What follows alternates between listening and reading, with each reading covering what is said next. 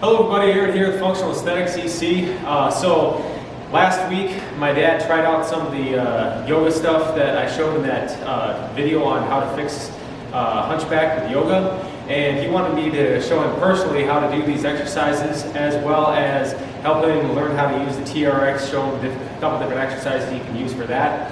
So about a year ago, he tore his rotator cuff, had to get surgery on that, and his therapist has told him that he could actually start using the TRX to perform some exercises. So I'm going to lend him my TRX to be able to do that. So in this video, I'm going to be demonstrating some of the yoga poses and different mobility things to help him improve his posture, help improve his strength a little bit and flexibility, and then we'll get into the work with the TRX equipment.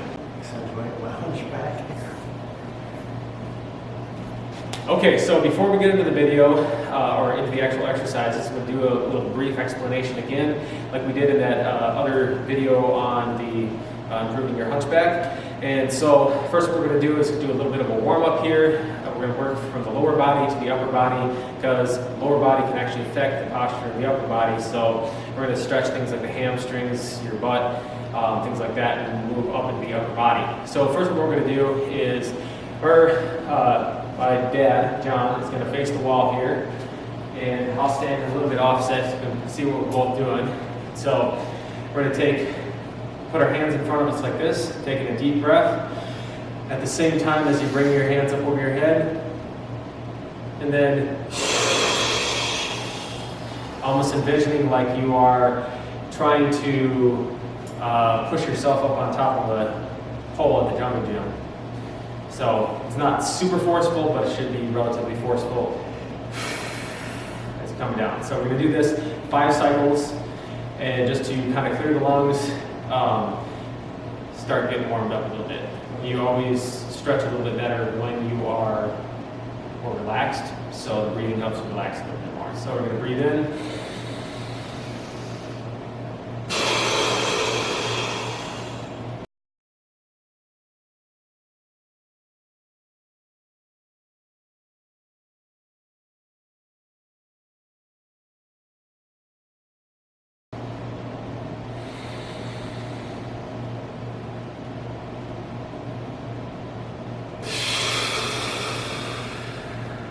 Try to cycle out. So, next exercise we're going to do is to stretch out the inner side of your thigh here. So, more of the adductor muscles, gracilis, things like that. So, we're going to stand almost like in your martial arts fighting position. We're going to stand with an L position, so the right foot or the left foot, whichever one, is going to be pointing at like a 90 degrees. So, trying to think like you're making a square tool. This, so 90-degree angle. Then for that position, you're going to take the arm opposite the foot that's pointing away, and you're going to take palm up. You're going to breathe in over your head, and then once you get to that position, you can relax again.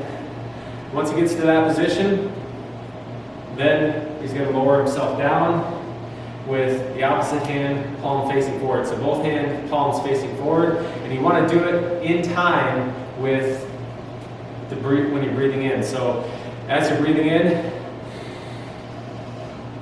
and you should hit the bottom just as your lungs are fully getting full of air. And don't worry if you can't go down all the way. Just go down as far as you can without bending your knees too much.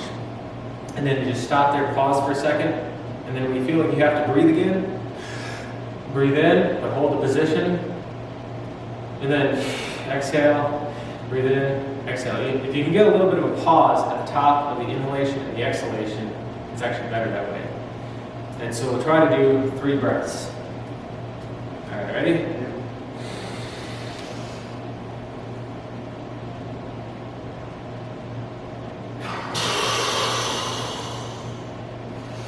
You might have noticed here, stay in that position, you're not. You might have noticed here, when he exhaled, he actually was able to go a little bit farther down. So every time you exhale, try to move a little bit farther, and when you inhale, try to not bounce back up, and then every exhalation, go down a little bit farther. So That's enough on that side. We're going to go back to the middle here, do a couple deep breaths in the middle to reset.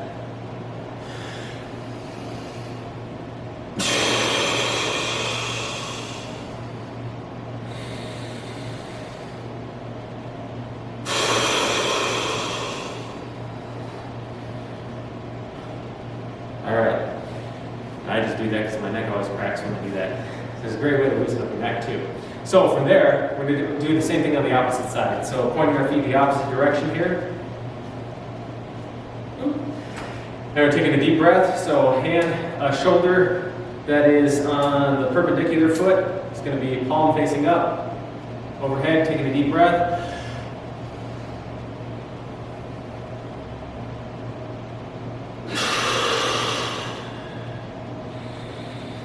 The idea is to try to keep the front leg straight.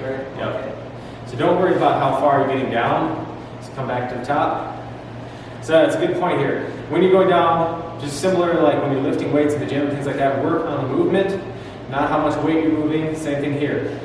If you can't get down all the way, just stop there and hold that position.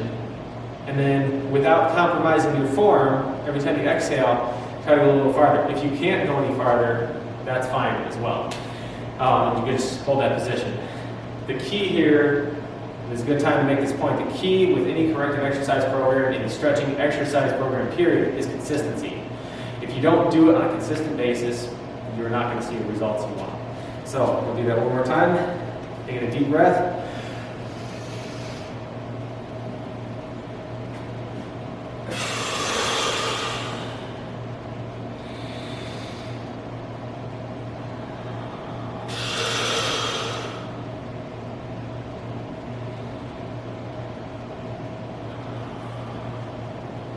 And we'll come back up to the top. So we stretch out the inner thigh here, stretch out the back of this hamstring. Now we're going to go into a lunge position, further stretch out the hips. So you're going to face this way, and I'll face this way. Or we'll be a little bit offset. So we'll step this way, and we're going to a lunge position. So lunging down.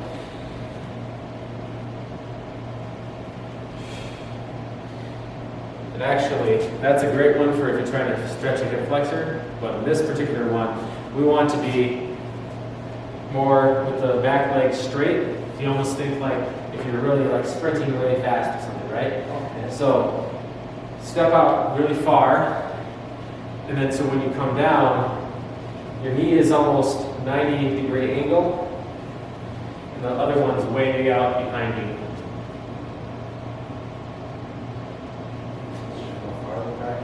Right. Okay, so we're going to come back up to the top. This is important to get the breathing in time with this. If you're doing something and you're trying to hold the movement there, and your muscles are tightening up, if you don't time your breathing with that, you're going to fatigue more quickly. So we're going to come forward, taking a deep breath,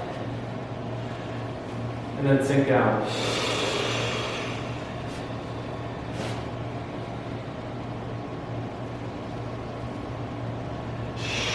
Then we're going to lean forward over our knee and try to keep your neck nice and long. Good.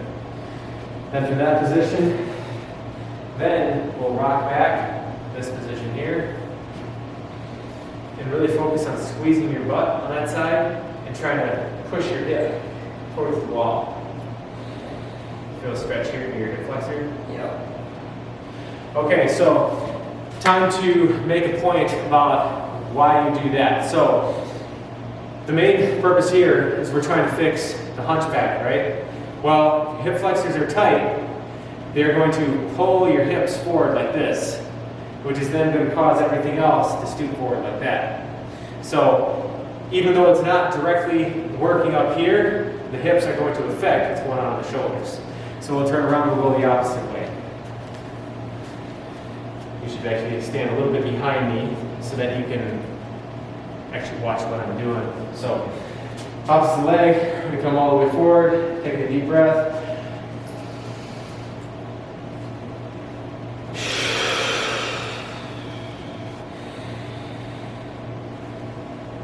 And then you always just rest your torso on your thigh.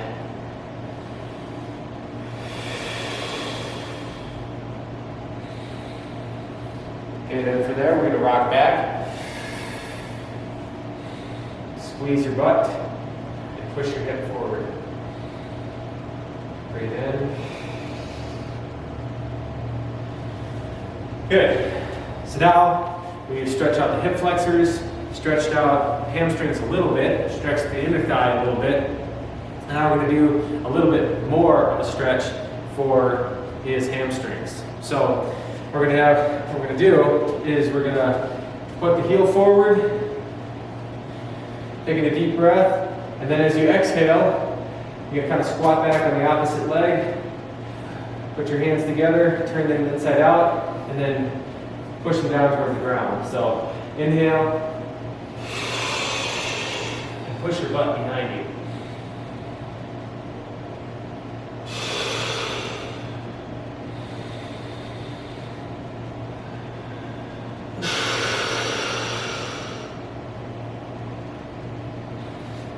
All right, you feel that stretching in your hamstring?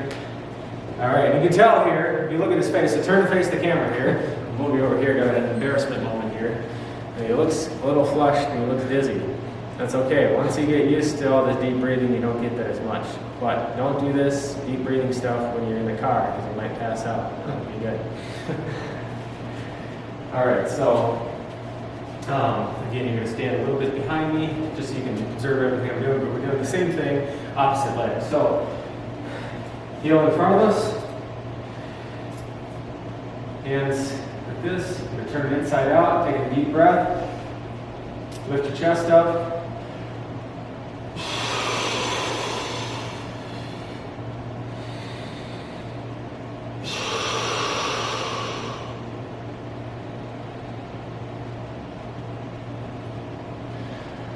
And as a side, I'm going to face the camera here, but actually I got to change the angle of the camera because I'm not sure you can see my foot. All right, so as you're doing this exercise, when you come down, you have 3 hamstring muscles in the back.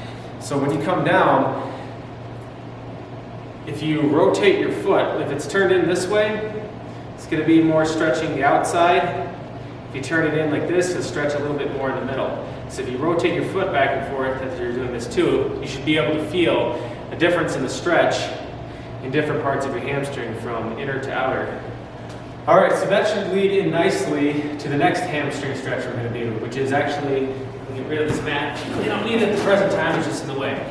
So it's actually going to be the best stretch I've found for stretching your outer head of your hamstrings here, your biceps femoris, and it's also going to help stretch the peroneals on the side of your leg here, so which tend to be an area that gets tight for me. And it'll actually change how your foot hits the ground. You can get foot pain, knee problems, and stuff like that if those muscles are tight. So what we're going to do is we're going to cross. It doesn't matter which leg, but we're going to cross one leg over the other one. And then the one that's in the back, you're going to put your, first to start, you're going to stretch just the hamstring muscles. So we're going to then bend down, try to touch your toes. Are you feeling a little bit in the outside of your hamstring? Now if you want to increase that stretch, if you go down and then allow it, once you get down to the bottom, allow your hip to kind of go out to the side a little bit, you'll probably even feel even more of a stretch.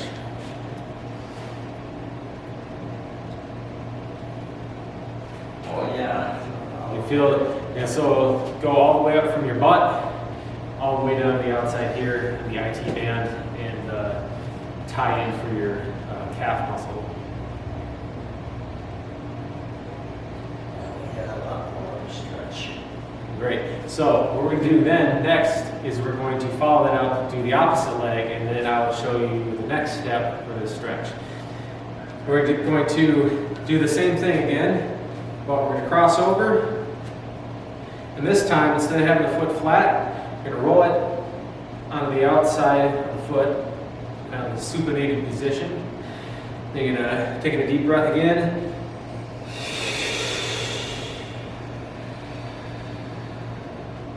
And if you lift the shoulder that's on the same side of the leg getting stretched towards the ceiling, you should feel an even better stretch. Or actually this one. Yep.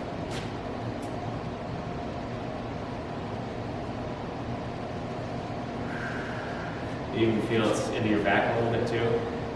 So actually, I found like even if your main goal is to just be really strong and stuff, this stuff will not only help you get stronger, it also helps you think better.